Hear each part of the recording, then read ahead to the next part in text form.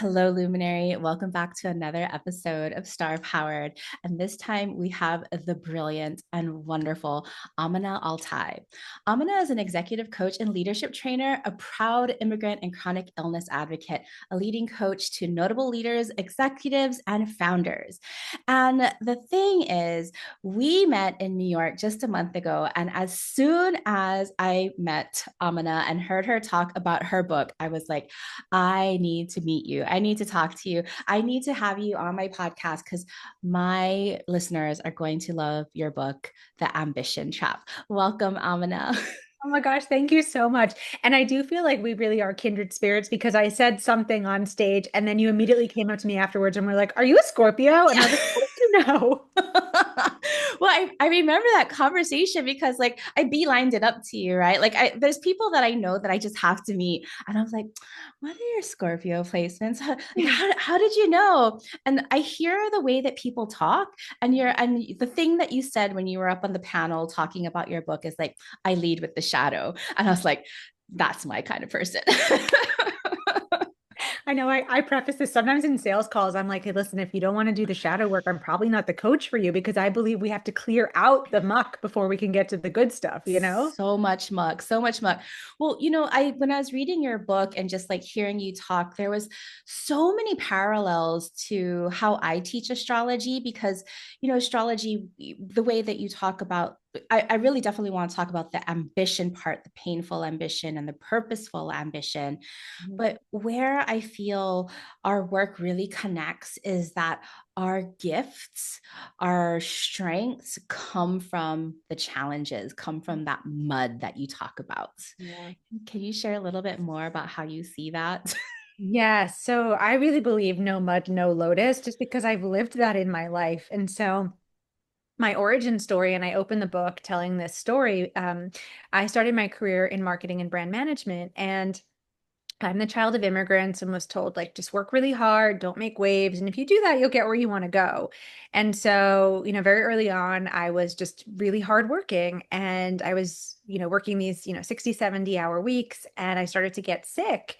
And I went to seven different doctors, and it was the seventh doctor who figured out what was going on. And she had called me on a Friday while I was headed to work. And she said, Amina, if you don't go to the hospital now, instead of going to your client, you'll be days away from multiple organ failure. And Yes, it I was, remember that in your book. yeah.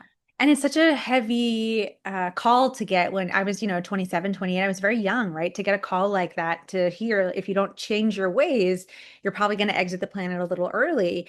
And, by virtue of the fact that I'm sitting here talking to you, we can tell that I chose another way. But, so many people are like, "Oh my God, I'm so sorry that happened to you." And I'm like, you know what? I'm not. It was very painful at the Yeah. time, but no mud, no lotus. If I hadn't had that experience, I would not live this life that I'm living right now because it sent me on to my what I called my Eat, Pray, Love year, where I was just kind of exploring all these modalities from nutrition to coaching to mindfulness and somatics just to feel better in my life. Yeah. And from that, a couple of years later, my coaching was birthed. And, Mhm. and so if I hadn't had that rock bottom moment, I wouldn't have designed my coaching in the way that I did. I wouldn't have become a coach, full stop. And so it was a painful moment, but a really important one in my life that set the trajectory for my gifts to come forth. Yeah. I'm curious, when you got that call, like you were rushing to a client appointment, you didn't want to be late, right? Like that's another kind of like the ambition trap. Got to be perfect, can't be late, got to overgive, got to like do the whole thing, be excellent. Were you already feeling it in your body? Like, was your body already throwing the red flags at you? I think it was. And, I remember I couldn't remember anything. I was like 27, 20 years old and I couldn't remember anything. And I had like so many notebooks because I was just taking copious notes because I was like, I can't retain a thought. And Oh, I like had hair loss and GI issues and all the things, but I really lived very far outside my body at that time. So the second half of the story that I've only recently started telling is that, when my doctor called me and said, "Don't go to work, go to the hospital." Well, I didn't listen. I went to work. I know. And it took, because I think it's why did that get in the book?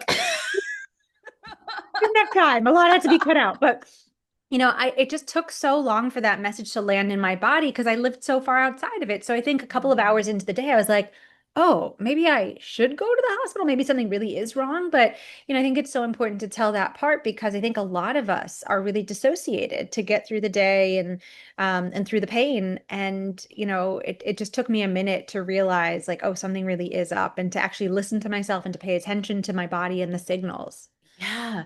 Well, it's really interesting from the pain. Like, of course, we look at our at Chiron. Chiron is that symbol in our chart of like the wounded healer, the things that we can't heal in ourselves that we can heal in others. And it's always from that place where that gift, that lotus comes from the mud. And so if you didn't get like if your body didn't say enough is enough, Mhm. right, you wouldn't have become a coach. And I'm kind of going through that moment, that kind of crisis myself. Like, like I was reading the book, I was like, oh, that's me, that's me, that's me, that's me. I recently got diagnosed with thyroid cancer. And I know cancer is like a really, really big word. And it's a big, scary word. And I was really shocked when I found out it was right before New York, right before we met each other So like in New literally York. like in the last month. In the last month. Wow. Um, it was really, really scary, but I knew I had been feeling really like not well for a really long time. And I finally, once I got the diagnosis, for me, it was such a relief because I'm like, okay, now I can do something about it. I can't just be suffering because I thought I was going crazy for a little bit. And that's why, like, my podcast listeners, I think I just dropped the bomb right there. That's the first time that they're hearing about it. My email list knows about it. But it really changed the way I've had 4 months of my eat, pray, love kind of moment. I'm like, I'm going to work on my book. I'm only going to do the things that I love. I'm not going to overwork. I'm not going to overgive. I canceled a bunch of my courses, right? And so the only cohorts that I kept were my certification and like my women of color cohort, who we've been reading this book and like since the last time, like, and Oh, everything. So I want to come back. I'm sorry to I kind of say, drop that on you also. I know it's kind of shocking, but it's a very easy diagnosis. It's a very easy fix. Um, but well, I'm just very grateful that you shared that. And I feel like it's such a testament to the like your generous heart that you're willing to like take me on the journey with you, take listeners on the journey with you. And also like, okay, you said it's a very easy fix, but also like bless you. And I just like, well, I wish I was sitting with you and I could give you the biggest hug because like it is, it's a big deal. And your body was saying, hey, we need something. And I'm really glad that you listened. And I'm really glad that you have somebody that is supporting you. thank you. Well, and this comes back to the ambition trap because, of course, being a spiritual person, but also ambitious, like really like just driven. Um, the idea of the thyroid cancer, I went to all of the spiritual books. What does this mean? What is off? And the things that they say about the thyroid cancer is like, oh, well, maybe you're not speaking up. And I'm like, because this is your throat chakra. And I'm like, I speak up. I have a podcast. I share my, like nobody can accuse me of being passive aggressive. I'm gonna like tell it like it is. But what I finally realized was that it wasn't about me speaking up. It was about how I was speaking to myself. Ooh. And how were you speaking to yourself? Oh, I can't even repeat the things I say to myself in public. Like I Yeah. would never say those things to out loud, right? Yeah. And that was kind of the aha moment, like the lotus from the mud that you're saying, right? And when I think about, what you talk about in the ambition trap, where if like well, you say it. How you divide ambition into pain and purpose? Can you Mm. tell us more about that? Because I want to get to the masks. Yeah. Okay, great. So I actually think ambition is neutral and natural. And in the book, I define it as a desire for more life, a wish to grow, a wish to unfold. And I felt like it was so important to level set it like that because we live in a world that says ambitions for some of us and not for all of us, right? It's what's known as the ambition penalty. So, Oh, men and women enter the workforce with the same levels of ambition. Men are rewarded for theirs, women it's seen as a detractor. And if you're an ambitious woman that negotiates her salary, you're seen as difficult, right? And women of color are actually the most ambitious cohort in corporate America, but experience the most headwinds. So we're getting these mixed messages, right? Of like, take up space, throw your hat in the ring, speak truth to power, but then we get our hands slapped. And I just noticed everybody kind of, and this was my experience and my clients' experience too, kind of jockeying between this, like, how could we be both too much and not enough, right? Take up Yeah. space, but don't. And so I started to like really piece it apart. And so, though I think ambition is neutral and natural, and it is for all of us, I see kind of two orientations of it. There's painful ambition, which is driven by our core wounds, and I promise you we'll spend time there. Yes. And then there's purposeful ambition that's connected to our truth that comes from a place of wholeness. Yes. Yeah. So the core wounds. So each and every one of us has a core wound, right? It's an Mhm. initial injury of the psyche that happens in our formative years. And I have to say this for all the parents out there, because the minute I say this, people are like, oh my God, I've ruined my kids. And it's like, no, it's just a very human rite of passage. It's going to happen for all of Yeah. us. It could happen in the family system. It can happen Okay. on the playground. It can happen vicariously. And so, we're all just going to have one. Yeah. And so the core wounds are, and this is a body of work from Lise Bourbeau, who's a Canadian psychologist, and they are rejection, abandonment, humiliation, betrayal, and injustice. And as a result of each of those wounds, we were a corresponding mask. And so Mm. if you have an abandonment wound, the mask you wear is dependence, where you can be overly reliant on others. And this one's tricky because most people are like, I do not have that. But it shows up in little pockets of our lives, right? Where maybe Yeah. you're like overly dependent on friends or a little codependent in a romantic relationship, but really independent elsewhere. Or external validation. Great example. Great Yeah. example. Okay, so for the rejection wound, the mask we wear is avoidance or withdrawal, where we like won't throw our hat in the ring for something or we'll avoid conflict, right? Yeah. That's one of mine. That's me. Yeah. That's my Yeah, main yeah, one. yeah. I see you, I feel you. Then we have the humiliation wound, which is where we feel like our caregivers are embarrassed of us. And I have one of these too. So growing up, I lived life in a larger body, and my Mm. parents were really ashamed of it and like, constantly putting me on a diet, that kind of thing. So if you have a humiliation wound, the mask you wear is martyrdom or masochism, where you are like, okay, I'll take the hit, I'll carry the burden, right? Because underneath it all, we don't feel worthy or lovable. Yeah. Then the next one is betrayal. And this is where we feel like our caregivers didn't live up to expectations. Like we have an idea of what our caregivers should be, but they fall short. So the mask we wear is control. And it was really interesting because I was in Miami a couple of weeks ago and talking to a lot of immigrant women, and they were talking about the betrayal wound. And it was in a really interesting way that I hadn't thought about and heard before. And I was like, oh, this resonates with me too. But they were saying, like, being, first gen and like their parents not necessarily knowing how things worked here, right? Whether it was like the school system or to show up for soccer games or things like that, they felt let down and betrayed. And so then they had to control all. And I was like, oh, that's such an interesting manifestation of this wound. And then the last one is Injustice. injustice.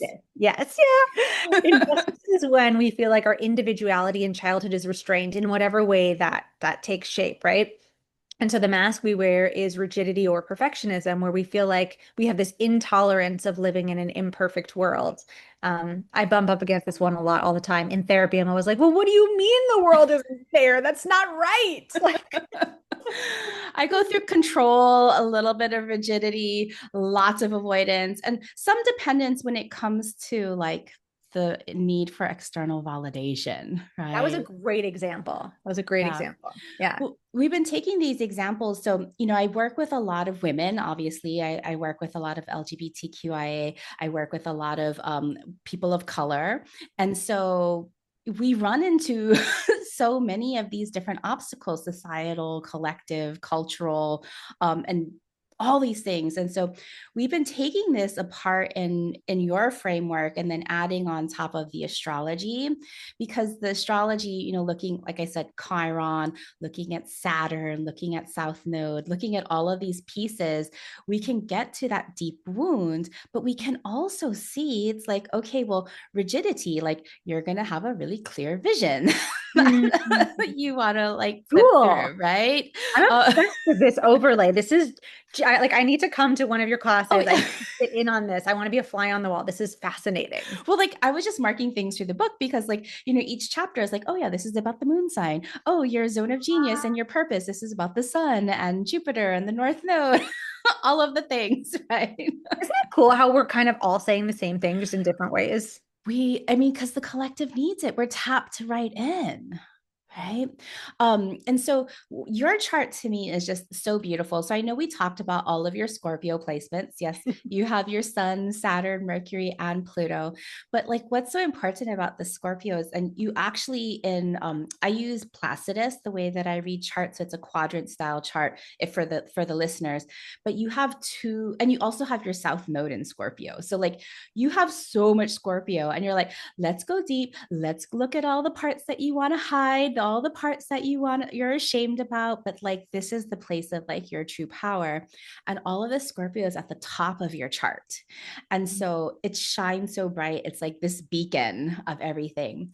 But what I also love is that you have all of your Capricorn. So you have your Capricorn rising, and that in your Capricorn rising on your ascendant, your rising sign, you have Neptune, Jupiter, and Mars. And so you're very, very spiritual. I am. You're Yes. so spiritual. I mean, you talk about astrology and human design in your book. Like, I'm like, yes. Yeah. So before my book came out, I did a Vedic astrology reading. And one of the things that they Ooh. said about, they were like, this chart is designed to get closer and closer to God. And I was like, I know that about myself, but like I haven't fully like, it's true for me in my personal practice, but I think it needs to get louder in my work. Yeah. Well, because when you talk about purpose, right, you Mhm. talk about that purpose. And to me, that's like that North Star. But because of your Capricorn energy, like, of course, in like our, colonized world, Capricorn energy is about hierarchy, it's about institutions, it's about Mhm. control. But we forget that Capricorn is also an earth sign. By construct, a feminine sign, a receptive sign, and it's a wisdom keeper. Ooh. And when we think about the wisdom that we are keeping, because Capricorn represents our bones and our structures, it's literally like the wisdom that's written in our DNA. It's like in our bones. I love how you talk about, I love your lens. I'm like, okay, now I need to devour everything you've created. And I'm going through a change, so like we'll see what ends up happening with like how this new language gets developed. But with the Capricorn and like the Neptune and the Jupiter, to me it's like you're talking about ambition. And maybe your next book is really going to be about like more about the purpose, and like that's the spiritual part of finding your purpose. But like before your dad he was a doctor, right? You say that in Yeah. the book. Before he became a doctor, I wonder in like your lineage, like when you go deep, deep, deep, deep, deep into your lineage, like what's in your bones in terms of like what they were teaching about purpose and like lighting the path, wayfinding for others. It's so funny that you say this because I, I'm gonna, there's this course that's, do you know who Simone Grace Soul is? Oh yeah, I'm taking that one too. Oh my God. Well, I'll see you in there because it's like about the wisdom of our ancestors, Yes. right? And I was like, I really do feel like I need more of that. And I tap into my ancestors like in a personal practice, but I think like, I feel like they're teaching it in a more ritualized, concrete way. And Yeah. so, oh my gosh, I love that you're going to be in there. Like creating that relationship with the ancestors and like Yes. hearing the abundance. Like, so my family is Filipino, so like I'm half Filipino and half Jewish, Mhm. which is a very strange combination. But I grew up with the Filipino side.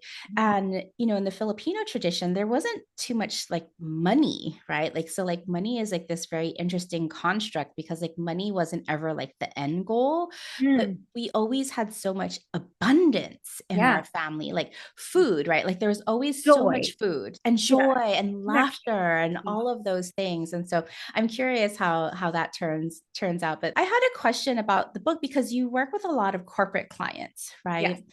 And what I work with a lot of entrepreneurs. I have a couple of corporate clients, but how do you factor in fear? Because that is where I feel my clients, they get stuck. They get Mhm. stuck in charging more. They get stuck caring for their needs. They get stuck. And when I look at it, it's it's fear that's holding them back. Yeah. Yeah, for sure. And it's interesting. I think because I am the Capricorn rising, I sit between entrepreneurship and corporate America. And so my practice is kind of 50-50, where I feel like a lot of people that are corporate and know that they want to make their way over to entrepreneurship are like, I'll start with that gal because Yeah. she looks like she could speak our language. I feel like it's the Cap rising. Yes. But I think it is fear, right? And so I not only work with mindset, but also work with the nervous system, right? Because it's nervous system Yeah. first, mindset second. And if our bodies don't feel safe, we will never be able to reframe and shift our mindset, right? And so most of my practice, 90% are women. I think it's like 70% are women of color and occupy other intersectionalities. And so, when you've been the first, the few, the only, it doesn't feel safe in most Yeah. rooms, right? We have a lot of imposter syndrome because we haven't seen people that look like us. And so I think it's so important that we work at the level of the nervous system so our bodies feel safe to make a choice. And also, a lot of historically excluded people, if we look at the data, right, we've under earned. And Yeah. so, sometimes we don't have the financial safety net, and then that feels really scary. And so there's specific tools that we can use to make sure that you have what I call a financial parachute before you jump off the cliff into entrepreneurship. And so it really is kind of a mix of like nervous system, mindset, and then the strategies and tactics we use in our careers and businesses to set ourselves up for success. Well, in your book, you share a lot of teachings from, I think, your spiritual teacher, Ra. I can't remember what your Oh, the spiritual, mindset framework is from the Raw Goddess. Yeah. yes, Raw Goddess. And so, Yep. another like similarity with that, like you talk about the beliefs, right? The Yep. stories that we grew up in, that we believe, those limiting beliefs, those narratives that our family or culture passes down, impacts our mindset, which impacts how we feel about things, which impacts then our behaviors and what we do. I see that from, of course, an astrological lens. From the classical elements, we have fire. That is the belief system, the purpose. We get inspired by the jinn or all of the gods that like give us like, hey, here's a wonderful idea. Do you want to do it? And then you think about it. You're like, huh, should I do it? What's the process? What's the strategy? And then it goes into your heart, how you feel about it. And this is to me where we determine whether this is going to take action or not, action based on security or action based on insecurity. Because Mm. our emotions then will say, huh, this hasn't worked out for me before. This is new. This isn't safe. And then we take action based on insecurity, which is usually inaction Mhm. or action based on fear. Yeah. Or if we're feeling secure, like I can get this, I know I can get up, even if it's a mistake, I'm going to take that risk. We take action based on secure feelings. And then the action is the earth, the way that we actually like work on things. And so I love seeing that framework, the mindset framework from Raw Goddess. I'm just curious about like, where does the nervous system for you fit in from like the belief set, the mindset, the emotional set, and the behavior? I think nervous system drives most things. I think it's nervous system first. And I've only really come to this in the last couple of years, right? But if I go into a space and my body is fight or flight because I feel a particular way, it impacts all of our systems, right? It Mm. impacts our brain, it impacts our vision, it impacts our limbs, our fascia, all of it, right? So it narrows my field of vision so I can see less creative options. I go back to my fear-based thinking versus expansive thinking, right? Give you an example. Like I was working with my nervous system coach today, and I was going back to an old story of like, things are really hard for me. And we had this like aha moment where I was like, that's a fight or flight thought. Like, actually, right? When I come back into my parasympathetic nervous system, I know that that's not universally true. I actually have different beliefs when I'm in my parasympathetic nervous system. And so I think that our bodies being taken care of first is the first port of call because it impacts everything from there. So are there certain, I think in the book you were offering nervous system practices, right? Like to Yes. like feel Yeah. the different, I loved that part. I was like, that's the Yeah. part that I need because I think, like when I look at the symbolism in your natal chart again, you have that your moon is an Aquarius, and Aquarius is one of the energies of the nervous system. It's the electrical system that passes all of the information up and down the body. And so when we think about our moon sign, like, of course, it's the emotional part of ourselves, but it's also like our needs, it's also that place where we need our like regulation. And it shows us like, oh, well, what does Amina need for regulation? Nervous system work, Yeah. Oh, that's acupuncture. so interesting. Yeah, acupuncture has been really helpful for Yeah. me. Yeah. And like I wonder how your ankles are. Like Aquarius also rules ankles. And so like how you feel like steady on your ankles will also determine how steady you're feeling emotionally. I am pretty sure-footed, but one Okay. thing that I power lift for workout. It's so fun. Yes. But anyway, the woman that I work out with in the gym, she had said she's like you don't have that much ankle flexibility. So maybe that's Oh. something. Yeah. Hmm. That rigidity. There we go. Yeah, there she is. Rigidity, good old rigidity. Right, because you also have in your book, you talk a lot about the needs and satisfying your needs. And I think if we circle back to the beginning of the book and you're like the needs of our body, it's like if those needs of our body, the body knows, Mhm. if those needs are not met, nothing else can be met. Why do Yeah. you think so many of us override our needs? I think because we've been indoctrinated to believe that they're not important, right? If you're a woman, if you're a person of color, if you're a queer person, right? I think so many of us are societally conditioned to be like, serve others first, right? We get the last slice of the pie, you know? And I think so many of us have to rewrite those stories that our needs aren't valid, or that, I think the biggest thing for me was I had to earn the right to have my needs met. I had to earn it first. But like we're born worthy, we're born deserving to have our needs met, right? And we can't thrive if we haven't had those foundational needs met. But I think it's a systemic piece, and it requires, not just a mindset shift, but I Yeah. think in how we treat each other and how we all have to advocate to have our needs met together, because we need a system-wide shift. Because I wonder if you see this in your work, but I'll have so many people come to my practice that, can't, fully immerse themselves in the work because they haven't had their needs met and they haven't advocated for their needs. So then they can't invest in this, right? Yeah. And then we're all just trying to like shortchange each other because we haven't together advocated for our needs. And so I think really we need to come together collectively to be like, no, we deserve to have our needs met in terms of salary and paid time off and support and community care and all of those things, because then we can pour into each other more generously. Yes. Oh my goodness. I'm recognizing a lot of that with my community of not being able to, you know, besides like the basic needs that you talk about, like the human basic needs, when we look at the needs from like our moon sign, like the Aquarius moon to do things differently, to be surrounded with friends and community, the Sagittarius moon, like me, to have like options to like freedom of choice to do things differently, and then we prevent ourselves from doing those things, and it kind of boggles my mind because I'm just like, just do it. Yeah. Yeah. But obviously that doesn't work. Yeah, exactly. We have to get there. We get there when we get there, and we can't like protect anybody from their lessons. Yeah. So what inspired you to write this beautiful book that we all need? Well, thank you. I mean, so many things, right? I think my own relationship to ambition, watching my dad and his relationship to ambition. He's a brown man named Muhammad, and he really struggled to kind of find his way in the world of work when we first immigrated here. And, somebody that had like tremendous potential and capacity. And I was just watching him turn that fire on himself in so many ways. And so there was that. And then honestly, there was this really interesting cultural moment that brought it to a head where, you know, I was coaching all of these really ambitious people. And in 2020, at the height of the social justice uprisings, I ended up kind of being the go-to coach for a lot of celebrity girl bosses who were canceled. And it was really interesting because I was just seeing the same patterns in my life and my other clients' lives, but magnified in a really bigger way.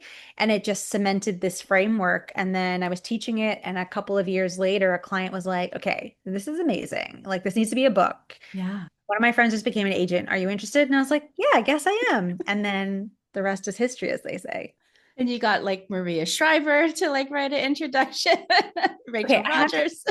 I know. I have to tell you all a really important part of the story, because it's like things are hard until they're not hard, and things are like and when things are ready to work out, and I like truly trust the timing of your life, because In 2019, I worked on a book proposal for a year with a different agent. Mhm. And then fast forward to March of 2020, my then agent calls and says, it's beginning of the pandemic, so much is uncertain. I can't take a risk on a new author. So after a year of working on this proposal together, we parted ways. And I was devastated, like literally like crying in the street, ugly crying. And then I just had this knowing a couple of days later, I was like, okay, the work is still becoming, it's like up there in the ethers, grabbing all the things it needs to grab to be what it needs to be when it needs to be it, right? And I put it on the shelf and I trusted. And then fast forward to 2022 when literally my client was like, you need to meet my friend who's an agent. Like we hit it off right away. We loved each other. We worked on the proposal together for a couple of months. We took the book to market the first week of September and we sold it in the first week. Wow. And I actually was walking into a Rachel Rogers mastermind when I got the call from my agent. She's like, we have the offer. And so I share this because, there are times in our lives where we feel like Sisyphus, right? Where we're pushing the boulder up a hill and then it rolls back down and pushing it back Mhm. and it just feels so hard. And then there are these moments where things just unfold. And I'm not good at trusting the timing of my life. So like Yeah. I a mean, little bit of like what I need to hear, but we push the timing, right? We know that we need to be patient, but we're like, no, we want it now. exactly, exactly. But truly trust the timing of your life because we cannot miss our fate. We cannot miss our dharma. Yeah. Oh my goodness. That is so beautiful. My book journey has been very similar. And just, like for the listeners out here who want to write a book, notice I'm going to say like that. When did you sell the book? That was like back in 2024, No, I sold it in 2023, 2022, September of 2020. 2022, and Yes. it came out in May of 25. Yes, it takes forever for a Yeah. book to come out because I had also been on kind of pitching some book proposals back in 2019 and getting turned down. So I ended up self-publishing a book that I still have, Star Powered Brand. That's the one that's about the brand. Okay, amazing. And that's on Amazon. But um I kind of like gave up on my dream of writing books and being like traditionally published. And then back in 2024, another author friend called and said, hey, our publisher is looking for new authors. Are you interested in meeting them? And I was like, me? Yes. You don't have to ask Well, me yes, twice. I am. Yes. Yeah. And the book is not going to be published until September of 2026, and we met back in like April of 2024. And so it takes forever for a book to Yeah. come out, and you kind of have to trust, right, that the it's going to be birth. It needs all of that time to germinate and to come through, and that the world is going to need that book when it comes through, right? Just Yeah. like how everybody right now needs the ambition trap, because if you're stuck in fear, if you're overworking and like overriding your body and your health, it's like, we need this book. Yeah, I truly, truly, truly trust the timing. And there was a moment when I was talking to my editor after we'd signed the contract, and I was like, "Oh, if you want it to come out faster, I can deliver it faster." And she was like, "No, no, like May 2025." And I'm so glad that she said that because to write a book is a really big endeavor. It's a very big spiritual assignment too, and I don't think it's something to be rushed. I really don't. I don't. Those who I bless the people that can rush it. I don't think it Yes. was available for me. One of the pieces that I wanted to talk about, and this is totally self-serving because I've been working through like my own pricing and like working on my offers that are going to be able to really accommodate the much more time and rest that I need after like during recovery. Like my life has to change. Yeah. Right. And I have to still be able to make money. Yeah. And you talk about the resentment line. Yes. Ooh, can you tell us more about that? Because I'm having some pushback with like, I know how much money I need to make, but can I possibly charge that much? Yeah. Yeah. So the resentment line is exactly what it sounds like, right? It's the line that if we live below it without having our needs met, we're going to feel resentful. And so, that could look like what we talked about before, like salary, paid time off, what we're charging for our programs, support staff, all of that. What do you need in order to show up and shine so fully? But I think when it comes to grounding into what we offer and charging appropriately for it. I think that we charge based on transformation, right? I Mhm. always say this as coaches, right? We're not a commodity. I'm not a loaf of bread. So like there's Yes. no hourly rate here because like it's, you're getting the sum total of our experiences, right? Like all of them, the many, many dollars that we have spent, all of the time, all of the heart that we've put into our own learning and development, right? And so we're in the business of transformation. And I always think about anchoring in the transformations that we've made possible for our clients, right? I'm going to give you an example, but I had this one client who was a coach and she'd always charge 6K for her 3 month program, but like was like really struggling to make ends meet and like living paycheck to paycheck. And then we just designed some new offers for her.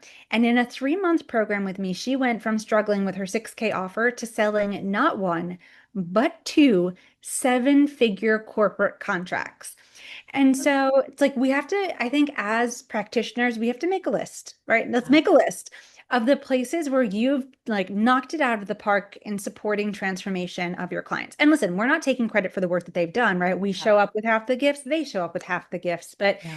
when you look at that transformation and you know that you play all out to support it, what is that worth, right? It's probably worth a lot more than you're charging. It's probably it is. But even like, the ambition trap or like the pain or like the avoidance is like, oh, could I even write that list? Did I even make that transformation? Even though I know I have.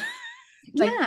that's like a And thing. like go back and look at the emails that your client sent you or the text that they sent you, right? And listen, I'm not one of those people that takes credit for everything, right? I feel like that's a little icky when people are like, "I did this." It's no. They showed up with all the gifts, you showed up with all the gifts and you made alchemy together, right? So together you did that thing. Yeah. Even holding the container, right? I once met somebody who they did a sales call with me and then they followed me on social, but we didn't work together. And then I met them years later and I saw what they were doing. And I was like, wow, this is amazing. And she was like, actually, this is based on that sales call that we had. She's like, I did everything that you said in that sales call. And she's like, and then I didn't need to work with you. And I was Oh, like, that's amazing. That's the transformation too, right? yeah. And so all of it is really like holding the container is really important. The word of wisdom that you think you threw away on a podcast that changes somebody's life is Yes. so important. Yeah, I'll get off my soapbox No, now. no. I mean, yeah, holding space. The funny thing is, right? We teach the medicine that we need, and when I'm teaching, like how does a Cancerian be a leader? How does a Pisces be a leader? Because those are traditionally signs that are devalued from like the Western capitalistic concept because they're like the women's work, the emotional labor, right? And so, but Cancer is the space holder. It's Mhm. like the Cancer creates and protects the space so people feel safe. And when they feel safe, they soften. And when they soften, then they can do the transformation and the change that they really want to make. And Oh, so I think that's what you're talking about there. I love that. So my book agent actually is Cancer Sun. I'm sorry, not Capricorn Sun, Capricorn Rising, Aquarius Moon. So we have the same moon and rising. Oh, And yes. I felt so held and protected by her. If ever I needed clarity and like she'd be like holding the container, like this is the way to go. Like she was just so incredible in that way. Yeah. Yeah. Capricorns do that too. They're absolutely able to like hold that space for people. Yeah. Wait, Oh, my goodness. what's your big three? Oh, yeah. My big three, I'm an Aquarius sun. So just Love. like your moon. And I Oh, have a Sagittarius moon and a Gemini rising. oh, So lovely. I'm all out there. But the thing is like I have that ambition because I have Saturn, which is the ruler of Capricorn, right on my rising sign. So even though I'm a Gemini rising, I can really be like Capricornian. Oh, I'm sure. I am Get it sure. I done. see it. Yeah. Get it done. Oh my goodness. Well, Amina, is there any last words of wisdom that you would love to leave our audience here? Oh, thank you so much. Well, first of all, I just want to say that, ambition is ours for the taking, right? And the real trap that I talk about in the book is us believing that our ambitious dreams aren't possible because of our identities. And, what I want more than anything is for us not to hurt ourselves in that conversation, right? Have your biggest, brightest dreams, but let's do it in that purposeful way, that healing way versus the painful way. But I'm just so grateful to you for having me here. I'm grateful for you for your lens. It's so beautiful. Your work is so beautiful. And just thank you everyone so much for tuning in. I know it's like such an honor to be in anybody's ear. So I'm very grateful for it all. Absolutely. Well, of course, everybody get the ambition trap. And how else can people find or work with you? Thank you so much. So you can find the book everywhere you buy books. And then if you want to learn more about me, you can visit my website, aminaaltai.com. I'm sure the spelling will be in the show notes. Yep. And then Instagram at Amina AlTai or LinkedIn, the same name. And yeah, just drop me a note, drop me a line. Wonderful. Thank you so much for your time. This has been such a pleasure. I know we could just talk forever. And this book has just been so life changing. So, everybody, please grab a copy. And thank you so much, Amina. You are so brilliant and such a joy. You are, truly. I can't wait to learn more from you. All right. As a human design projector, my energy shines more brightly because of people like you who share my work. If you enjoy this podcast and want to help build a movement of innovative astrology and leadership and spark the intuitive revolution, please rate and review this podcast on Apple Podcasts, or better yet, share this podcast with your change-making besties. We will all shine brighter together as we create the future we want to see.